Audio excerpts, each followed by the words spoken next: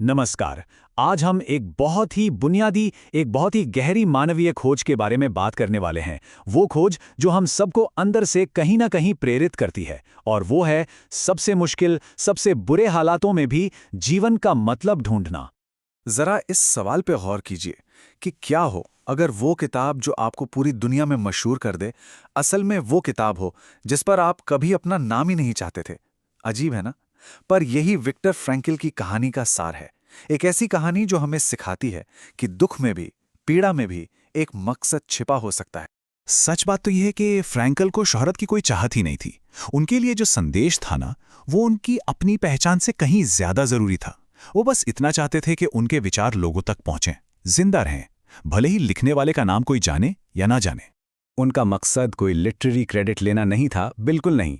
बल्कि जैसा उन्होंने खुद कहा था, वो तो बस निराशा में जी रहे लोगों को एक उम्मीद की किरण देना चाहते थे।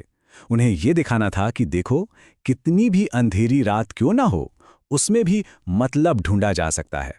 तो चलिए कहानी के उस मोड़ पर चलते हैं जहां फ्रैंकल को एक ऐसा फैसला लेना पड़ा जिसने उनकी पूरी जिंदगी को एक तरह से तय कर दिया। जरा उस दुविधा को महसूस करने की कोशिश कीजिए। एक तरफ अमेरिका जाने का मौका था, मतलब अपनी जान और अपनी जीवन भर के काम को बचाने का मौका, और दूसरी तरफ थे उनके बूढ़े माँ बाप, उनका परिवार, जिनके प्रति उनका फर्ज था। वो उन्हें अकेले कैसे छोड़ सकते थे? और यही सवाल फ्रैंकल के मन में चल रहे तूफान का केंद्र था। आखिरकार उन्होंने अपने माता पिता के साथ रहने का फैसला किया, और यही एक फैसला उन्हें सीधा ऑश्विट्स के उन भयानक यातना शिविरों तक ले गया। उन कैंप्स के अंदर फ्रैंकल ने जिंदगी के उस रूप को देखा जहां कोई मतलब, कोई अर्थ नहीं था, उसका सबसे भयानक रूप। और देखिए, यहीं से उनके सबसे गहरे, सबसे जरूरी साइकोलॉजिकल आइडियाज का जन्म हुआ। वहां कैदियों की दुनिया सिर्फ दो चीजों में सिमट कर रह गई थी। एक, उन बेरहम गार्ड्स से कैसे बचा जाए, और दूसरा, पेट भरने के लिए रोटी का एक टुकड़ा कैसे मिल जाए। ऐसे माहौल में कोई भी इंसान अपना वजूद भूल जाएगा। ये एक ऐसी मेंटल स्टेट थी, एक ऐसी अवस्था थी जिसे ज्यादातर कैदी महसूस करते थे। और जानते हैं, जब आज़ादी मिली ना, तब भी सब कुछ एक सपने जैसा ही लग रहा था। क्या वो सच में यकीन कर सकते थे कि वो भयानक सपना अब खत्म हो चुका है?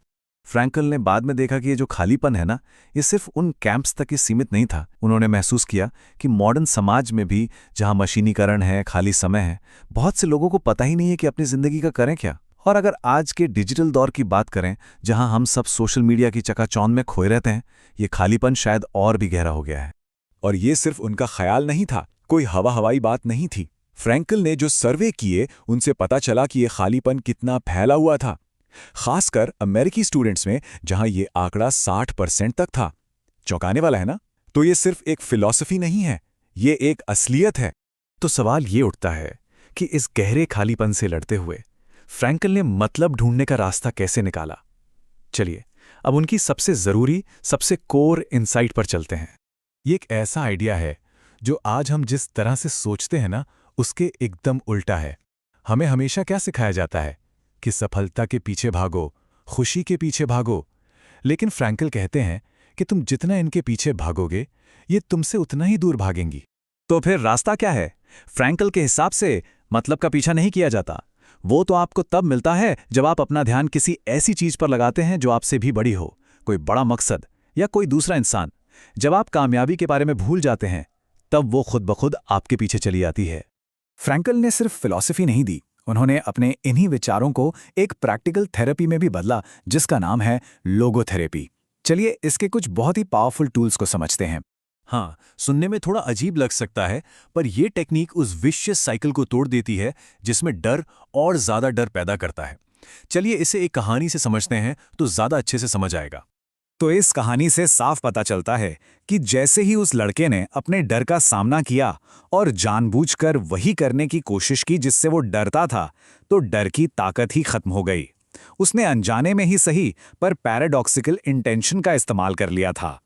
ये एक और जबरदस्त टूल है। होता क्या है कि जब कोई लगातार सिर्फ अपनी प्रॉब्लम्स पर ही फोकस करता रहता है, तो वो और बड़ी लगने लगती हैं। सोचिए, किसी को नींद नहीं आ रही, अब वो नींद के बारे में सोचना बंद करके कोई किताब पढ़ने लगे। बस यही है डी रिफ्लेक्शन, ध्यान हटाना। फ्रैंकल ने जो काम किया वो आज भी उतना ही रेलेवेंट है। जितना दशकों पहले था। जानते हैं क्यों? क्योंकि मतलब की तलाश ये एक यूनिवर्सल ह्यूमन जर्नी है। हम सब इस सफर पर हैं।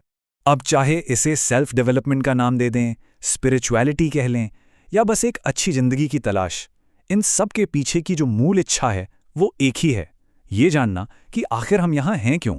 आज किसी भी बुक स्टोर में चले जाइए, ऐसी किताबें भरी पड़ी मिलेंगी जो इन्हीं बड़े सवालों के जवाब देने का वादा करती हैं।